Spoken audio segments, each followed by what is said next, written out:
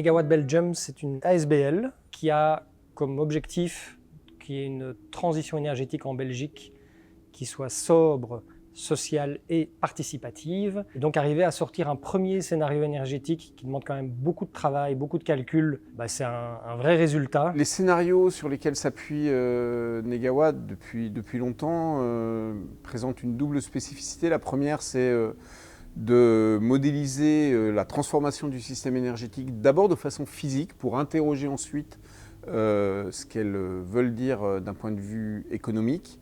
Mais c'est surtout d'appliquer à travers nos scénarios une démarche que l'on veut globale, systémique, s'appuyant sur la sobriété, l'efficacité et le déploiement des énergies renouvelables parce qu'elles sont intrinsèquement plus sûres, plus soutenables à long terme que les énergies fossiles avec le changement climatique et que l'énergie nucléaire. Sufficiency, efficiency, renewables are really at the heart of what needs to be done to reduce emissions and reach the carbon neutrality. In every chapter, those three elements are present because in all those sectors of human activities, it is possible, it is actually needed to question the need for energy, to question the inefficiency that still exists in a very large way around its production and usage.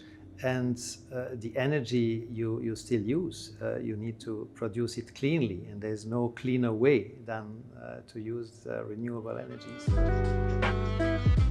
Alors aujourd'hui, l'idée c'était de présenter le scénario publiquement. Donc la partie qui reste peut-être à faire maintenant, c'est d'aller un peu plus loin dans les mesures politiques et dans tout le travail politique de questionner en fait la question de la sobriété, de la suffisance ou comme on veut l'appeler, en tout cas agir sur la demande énergétique en Belgique. 2015 avec la COP21 à Paris a été un point de bascule pour nous où on a réalisé que ce qu'on avait à dire sur des politiques soutenables basées notamment sur la sobriété méritait d'être porté au-delà des frontières françaises, au niveau européen.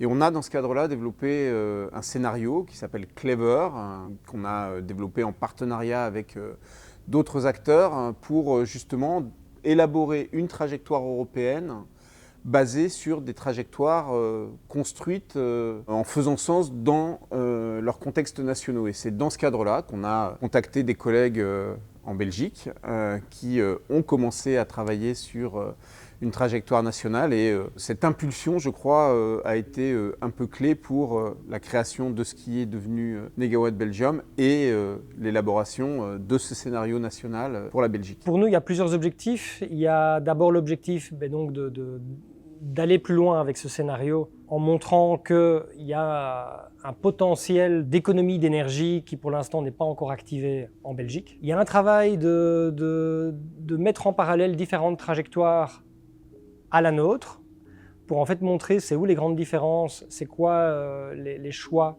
à faire, et ça va nous permettre de les mettre en débat. Et puis il y a une autre suite, c'est évidemment que le scénario il a ses limites, et il y a moyen d'aller beaucoup plus loin dans la modélisation, il y a pas mal de questions qui ont été posées dans ce sens-là, et l'idée c'est de faire mieux.